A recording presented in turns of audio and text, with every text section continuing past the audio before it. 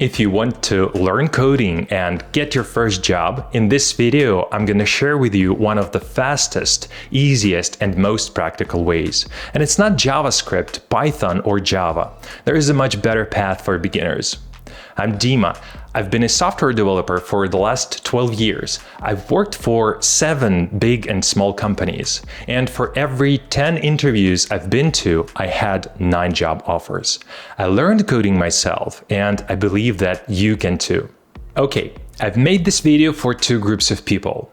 If you want to learn coding, get a job, and succeed in a reasonable amount of time, or if you've tried to learn coding and gave up, I think this video might be really helpful for you.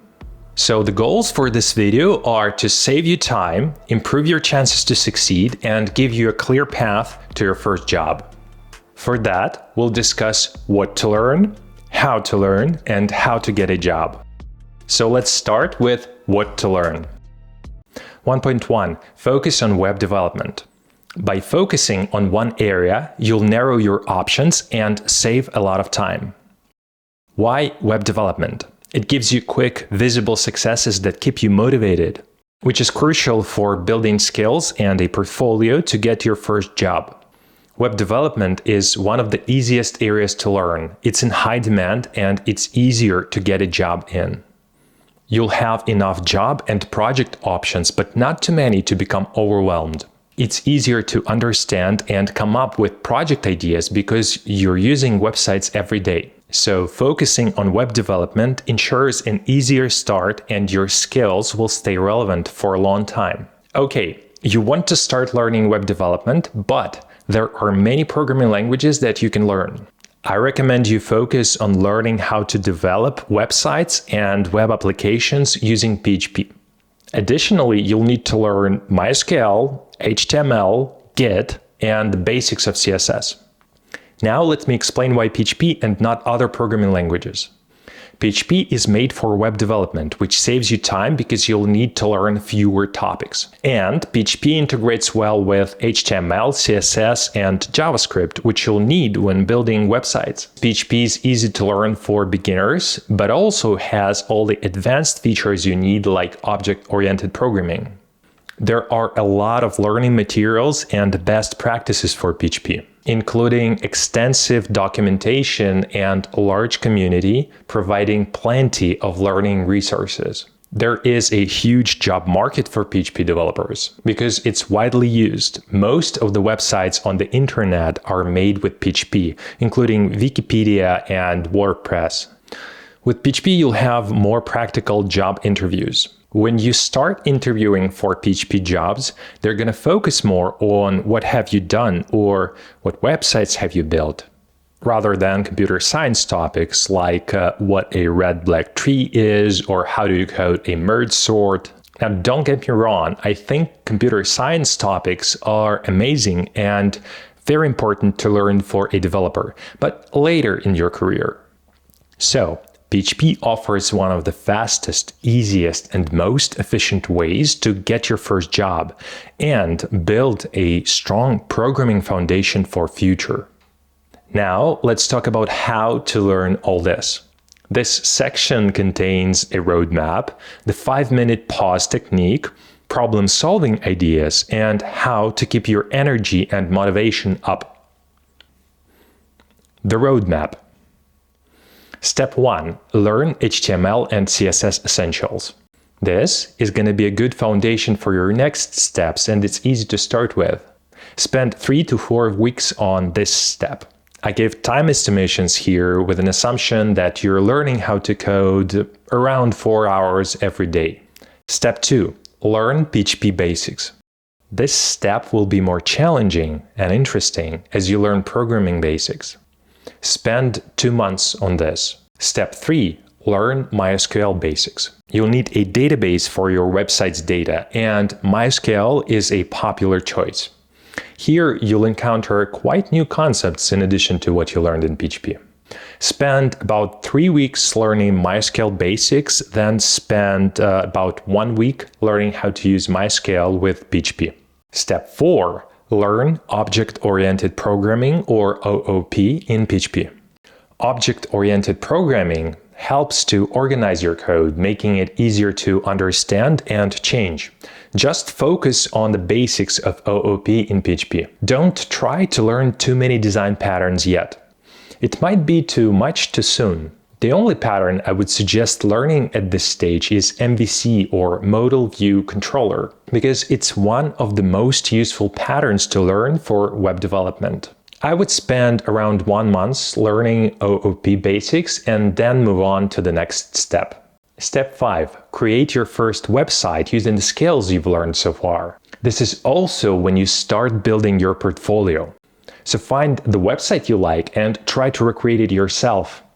It should be complex enough, but not too discouraging. It should be neither too simple, like a one-page static website, nor too complex, like Amazon. I'll include a list of ideas for inspiration in the description. Spend around 2 months on building your first website. Step 6. Learn how to manage your code with Git and move the website you've created to a public GitHub repository. Git is a version control system, and it's essential to learn for any developer. Spend 2 to 4 weeks on learning Git. Step 7. Create the second website for your portfolio. Choose a website with at least twice as many features as your first website. You can come up with your own ideas or use the list from the description. This website will be a highlight in your job interviews. So put your best effort into this project, because this will help you to get that first job. Spend also 2 months on building the second website. Okay, where can you learn the technologies from the roadmap? I'm currently working on 2 courses, HTML plus CSS and PHP. They will cover steps 1 to 5 and will be absolute killers, but it'll take me a few months to finish them. If you want to be notified when they're ready, subscribe to this channel.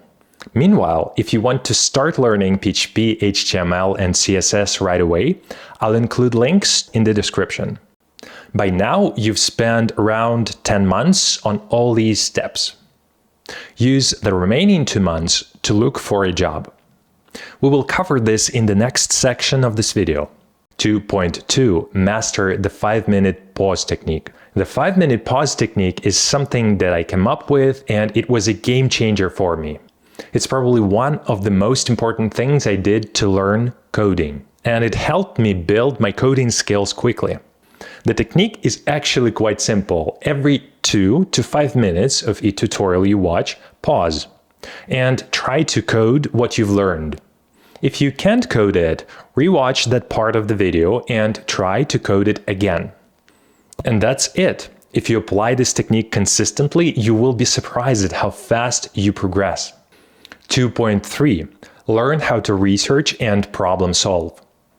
As a developer, you'll face problems or tasks to solve all the time, and you need to learn how to tackle them.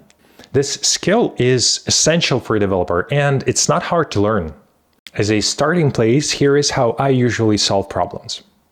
First, I describe the problem and the desired outcome as clearly as possible. Then, I ask myself, what steps do I need to take to solve this problem and achieve the desired outcome? For the things I don't know, I use Google, Stack Overflow, YouTube, or ChatGPT to find solutions, because other people have faced this problem before. And finally, I repeat this process until I solve the problem. Knowing how to solve problems is one of the most important skills that you have as a software developer, and it also helps in everyday life. 2.4. How to maintain your brain power and motivation. To maintain your brain power and motivation, you need to take care of yourself. Here is what's worked for me. Make your learning fun and push yourself hard enough, but not too hard. If you don't understand a topic or something doesn't work, take a break, go for a walk, give yourself time to rest, and maybe even approach that topic the next day. Set realistic expectations. Learning coding is hard and it takes lots of effort. If you're spending up to 4 hours per day, that's great, and over time you will see the progress. Notice the little improvements you're making in your coding skills. Aim for those little improvements, and over time they will compound. Encourage yourself and continue learning. Section 3. How to get a job. Looking for a job can be intimidating. Let me give you some tools to make it easier and increase your chances of landing a job. 3.1. Build your portfolio and CV. If you followed the roadmap from the previous section, you already have 2 websites for your portfolio. If not, create 2 complex enough websites and make them available on GitHub. A perfect option is to create 1 or 2 websites for actual business owners you know. Maybe your parents or your friends have a business and need a website. These portfolio projects will be vital for your resume. Next, you need to create your resume, or it's often called a CV. I would recommend you create it in Google Docs. There are a few good resume templates there.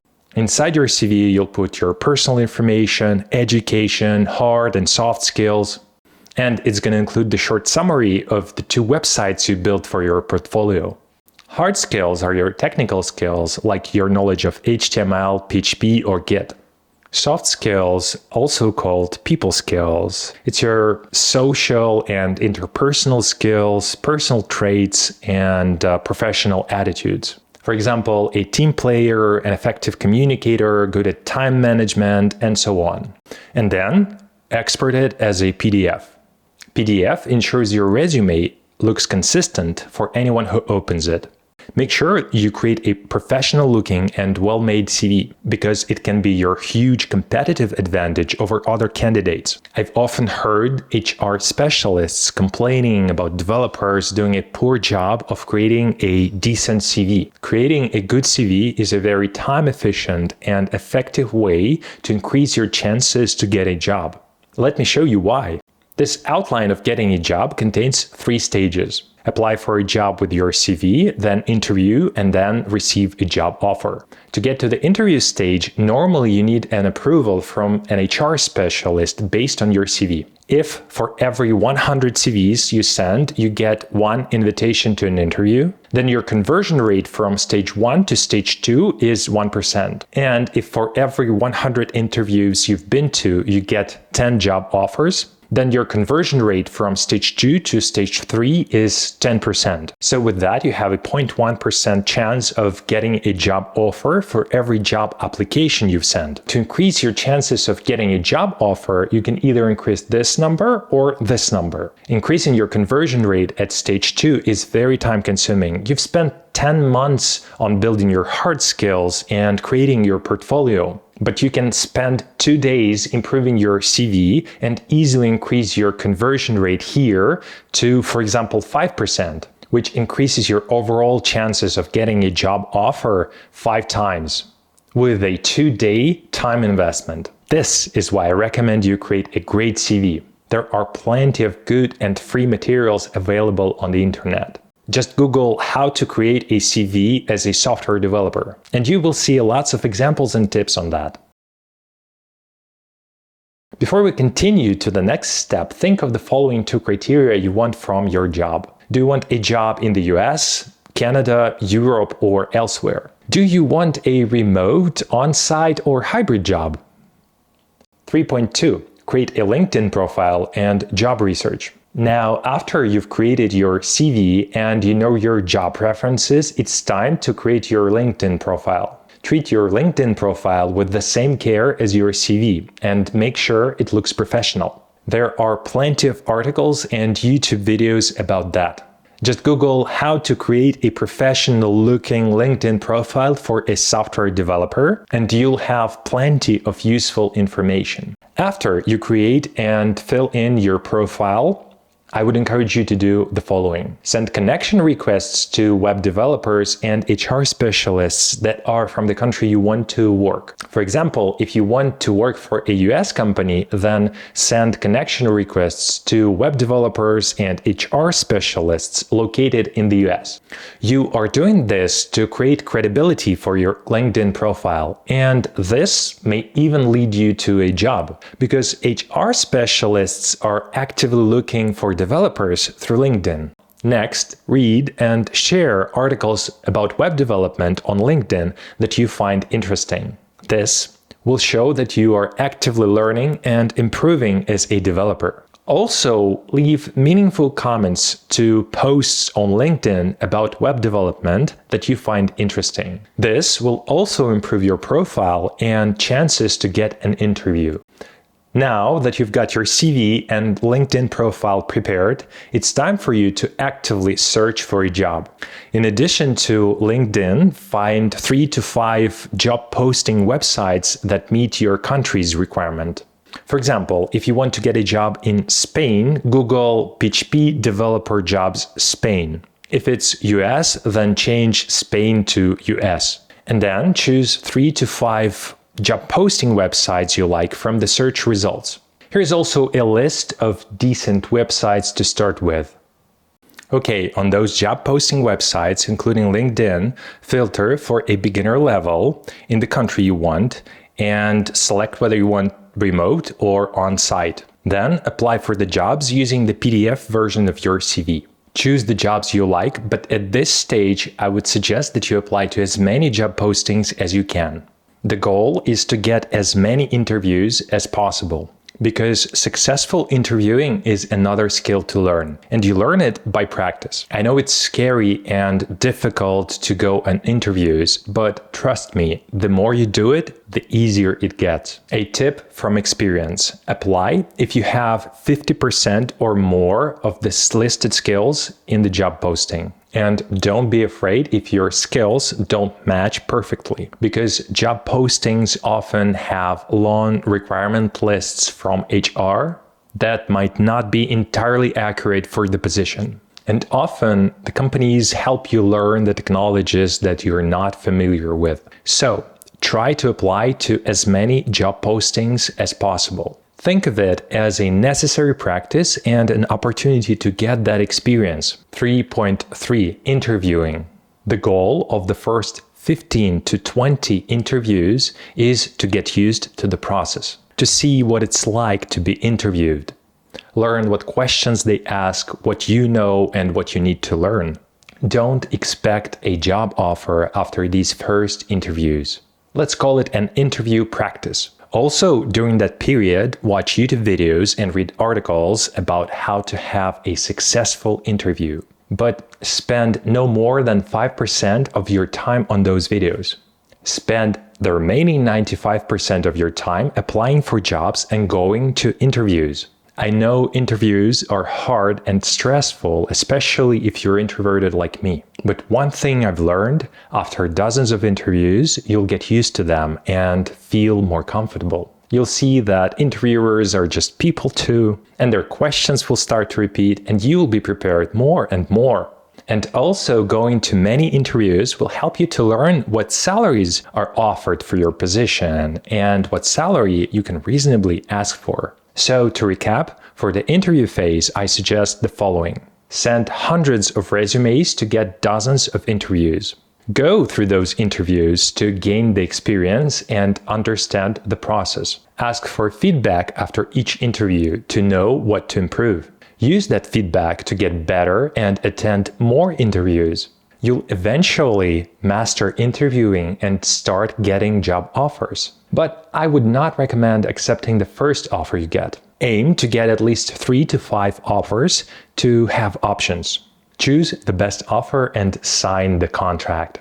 Congratulations, you finally landed your first job. So the average time to go through the roadmap and interviews and get a job is around 12 months. If you're spending at least 4 hours on it every day. And the most important thing is to write the code, build the websites, and do the work consistently, day in and day out, and eventually you'll get there. On this channel, I will create and upload more tutorials and practical videos about coding like this one. And as I said, I'm currently working on 2 courses, HTML plus CSS and PHP. They will be awesome in-depth courses, but it's going to take me a few months to finish them. So if you're interested, subscribe to the channel here to be notified when I upload them. Meanwhile, if you want to start learning HTML and CSS right away, here are 2 introductory courses I've created for you. If you finish them and you'll want more material to learn about HTML, CSS, and PHP, I'll include more links to free and paid courses and materials that might be helpful for you in the description. Thank you for watching and see you soon.